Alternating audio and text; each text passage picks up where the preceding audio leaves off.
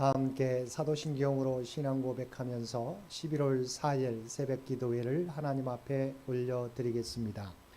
전능하사 천지를 만드신 하나님 아버지를 내가 믿사오며 그 외아들 우리 주 예수 그리스도를 믿사오니 이는 성령으로 잉태하사 동정녀 마리아에게 나시고 본디오 빌라도에게 고난을 받으사 십자가에 못 박혀 죽으시고 장사한 지 사흘 만에 죽은 자 가운데서 다시 살아나시며 하늘에 오르사 전능하신 하나님 우편에 앉아 계시다가 저리로서 산자와 죽은 자를 심판하러 오시리라.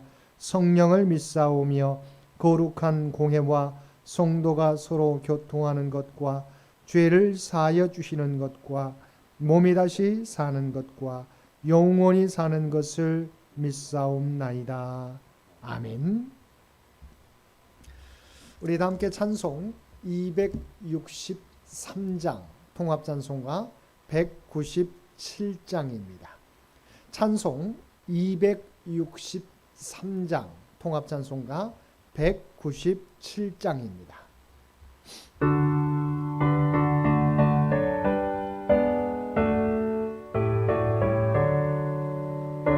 세상 험하고 나 비록 약하나 늘 기도 힘쓰면 근원능 얻겠네.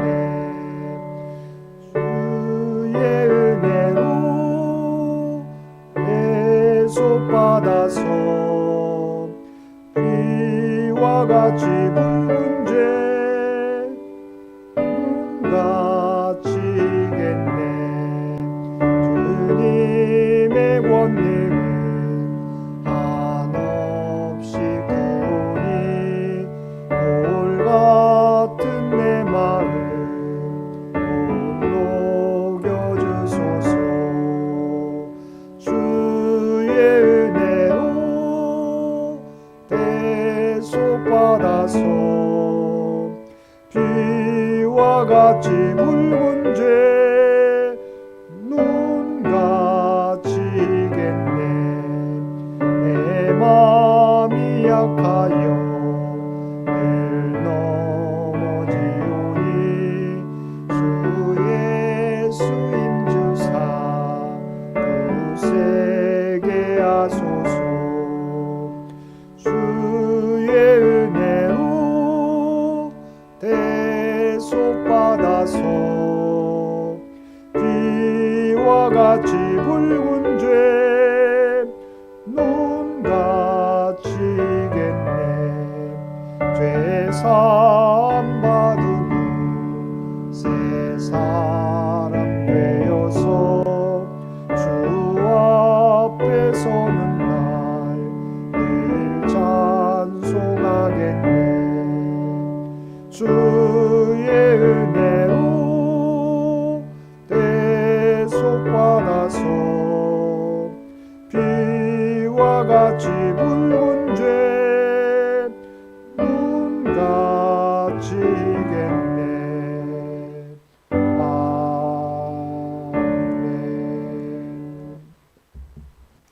오늘 우리에게 주신 하나님의 말씀 창세기 43장 1절에서 14절까지 말씀입니다. 창세기 43장 1절에서 14절까지 말씀입니다.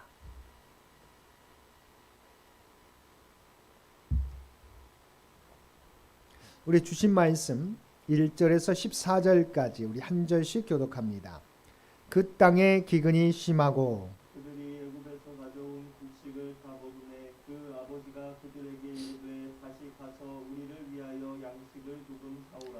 유다가 아버지에게 말하 이르되 그 사람이 우리에게 엄히 경고하여 이르되 너희 아우가 너희와 함께 오지 아니하면 너희가 내 얼굴을 보지 못하리라 하였으니 아버지께서 우리 아우를 우리와 함께 보내시면 우리가 내려가서 아버지를 위하여 양식을 사려니와 아버지께서 만일 그를 보내지 아니하시면 우리는 내려가지 아니하리니 그 사람이 우리에게 말하기를 너희의 아우가 너희와 함께 오지 아니하면 너희가 내 얼굴을 보지 못하리라 하였음이니이다. 이스라엘이 이르되 너희가 어찌하여 너희에게 또 다른 아우가 있다고 그 사람에게 말하여 나를 괴롭게 하였느냐. 그들이 이르되 그 사람이 우리와 우리의 친족에 대하여 자세히 질문하여 이르기를 너희 아버지가 아직 살아계시느냐 너희에게 아우가 있느냐 하기로 그 묻는 말에 따라 그에게 대답한 것이니 그가 너희의 아우를 데리고 내려오라 할 줄을 우리가 어찌 알았으리까. 그러다가 그의 아버지 이스라엘에게 이르되 저 아이를 나와 함께 보내시면 우리가 곧 가리니 그러면 우리와 아버지와 우리 어린 아이들이 다 살고 죽지 아니하리라. 내가 그를 위하여 담보가 되오리니 아버지께서 내 손에서 그를 찾으소서. 내가 만일 그를 아버지께 데려다가 아버지 앞에 두지 아니하면 내가 영원히 죄를 지리이다. 우리가 집지하지 아니하였더라면 벌써 2번 갔다 왔으리이다. 그들의 아버지 이스라엘이 그들에게 이르되 그러할진대 이렇게 하라. 너희는 이 땅의 아름다운 소산을 그릇에 담아 가지고 내려가서 그 사람에게 예물로 드릴지니 곧 유향 조금과 꿀 조금과 향품과 모략과 유향나무 열매와 감복숭아니라. 너희 손에 갑절의 돈을 가지고 너희 자루 어귀에 두루 넣어져 있던 그 돈을 다시 가지고 가라. 혹 잘못이 있었을까 두렵도다. 내 아우도 데리고 떠나 다시 그 사람에게로 가라. 전능하신 하나님께서 그 사람 앞에서 너희에게 은혜를 베푸사 그 사람으로 너희 다른 형제와 베냐민을 돌려보내게 하시기를 원하노라. 내가 자식을 잃게 되면 이르리로다.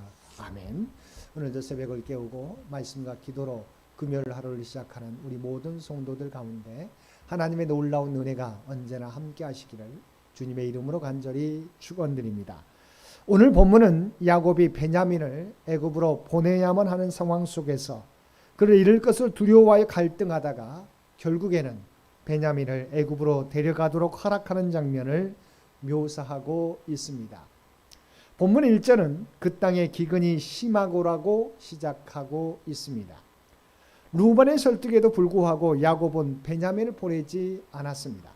하지만 아들들이 가져온 양식이 거의 다 떨어졌는데도 기근이 여전히 계속되어서 야곱의 아들들은 양식을 구하러 다시 애굽에 가야 하는 상황에 직면하게 된 것입니다.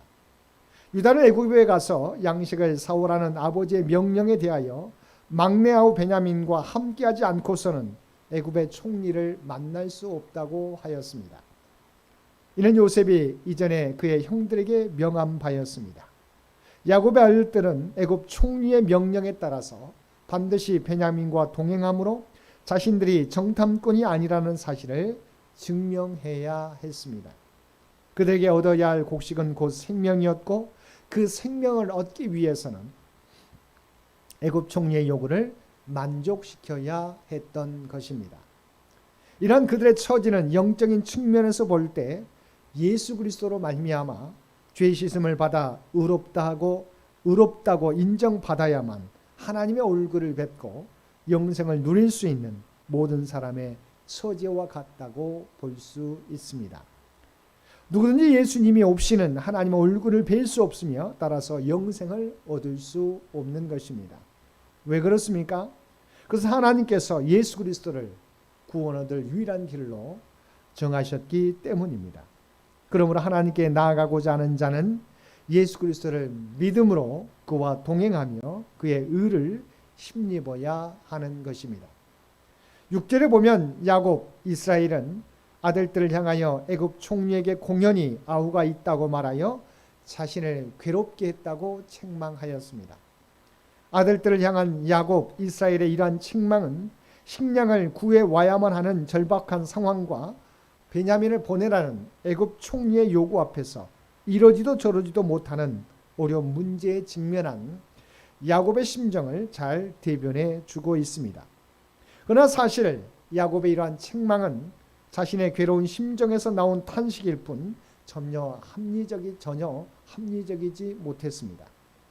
왜냐하면 앞니를 알 수 없는 상태에서 그의 아들들이 아우가 있었다고 말한 것은 전혀 책망받을 일이 아니었기 때문입니다. 사람들은 흔히 어려운 문제에 부딪혔을 때 현실을 직시하지 못하고 그 원인을 엉뚱한 곳에 돌리고 다른 사람을 원망하기 일쑤입니다. 그러나 그러한 행위는 앞에 닥친 문제를 해결하는데 어떤 도움도 되지 않습니다. 위기 속에서 남을 원망하게 되면 오히려 공동체의 결속이 깨어지고 갈등을 초래하여 문제 해결을 더욱 어렵게 만들 뿐입니다. 오히려 남을 원망하기 이전에 자신이 해야 할 바를 다하여 스스로 책임을 감당하려는 적극적인 자세를 가져야 합니다. 그리고 하나님의 도우심을 간절히 구해야 합니다. 그렇게 할 때 하나님의 은혜로 말미암아 모든 것이 합력하여 선을 이루시는 은혜를 경험하게 되는 것입니다. 8절과 9절에 보면 유다는 아버지 이스라엘에게 베냐민의 애굽 동행을 요청하면서 만일 베냐민이 잘못된다면 자신이 책임지겠다고 약속하였습니다. 물론 이러한 유다의 약속은 자신을 희생해서라도 가족들을 기근으로부터 구해야겠다는 충정에서 나온 것이었습니다. 결국 유다의 이러한 결단은 이스라엘의 마음을 움직였고 그 가족은 기근으로부터 생명을 구원받을 수 있었습니다. 이와 유사하게 예수 그리스도께서는 아무런 죄가 없으셨음에도 불구하고 죄인들을 구속하기 위하여 스스로 십자가의 저주와 형벌을 감수하셨습니다. 이와 같이 어떤 선한 일을 이루는 데는 자신의 희생을 감수하고 공동의 유익을 추구하는 섬김의 사람이 필요합니다. 그리고 그러한 자만이 공동체를 이끌어가는 지도자로서의 자격이 있다고 하겠습니다. 오늘날 이 시대에는 무엇이 선한 길인 줄은 알지만 그것을 위하여 자신을 희생하려는 사람은 적습니다. 이런 때에 성도들은 공동체의 유익과 하나님의 선하신 뜻을 이루기 위해서 자신을 희생할 수 있는 신앙의 용기를 가져야 합니다. 하나님께서는 그러한 신앙의 용기 있는 자를 통하여 당신의 뜻을 이루어 나가실 뿐만 아니라 그와 그가 속한 공동체에 큰 복을 허락해 주실 것입니다. 11절에서 14절을 보면 유다의 설득을 들은 이스라엘은 마침내 그가 요셉을 잃은 후에 애지중지하며 유일한 낙으로 삼고 있던 막내 아들 베냐민을 형들과 함께 애굽으로 보내기로 결단을 하였습니다. 14절에서 내가 자식을 잃게 되면 이르리로다라고 한 이스라엘의 말은 베냐민을 애굽으로 보내는 그의 비장한 각오를 생생하게 반영해 주고 있습니다. 참으로 야곱 이스라엘이 이러한 결단을 내리기까지는 생명이 끊어지는 듯한 고통을 감내했을 것입니다. 그러나 이스라엘의 이러한 결단은 그로 하여금 결국 그의 온 가족을 기근으로부터 구원함은 물론 죽었다고 생각했던 요셉을 만나게 되는 놀라운 경험을 하게 되었던 것입니다. 이스라엘이 베냐민을 형들과 함께 보내기로 결단하면서 자식을 잃게 되면 잃을 것이다라고 고백했던 것은 어찌 보면 베냐민을 보내지 않으면 모든 가족이 굶어 죽어야만 하는 위기 속에서 자포자기하듯 한 말인 것처럼 보입니다.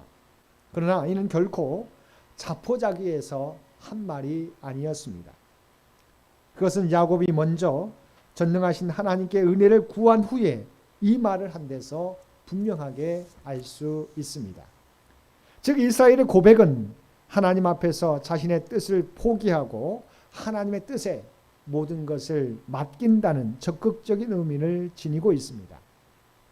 이스라엘 야곱은 한때 자신이 처한 위기 상황에 당황해서 아들들을 원망하기도 하였지만 결국 자신의 뜻을 포기하고 하나님께 모든 것을 맡기는 길만이 유일한 해결 책임을 깨달았던 것입니다. 누구나 자신에게 있어 가장 소중한 것을 잃게 될 수도 있는 상황이 닥치면 당황하며 두려움에 빠지게 됩니다.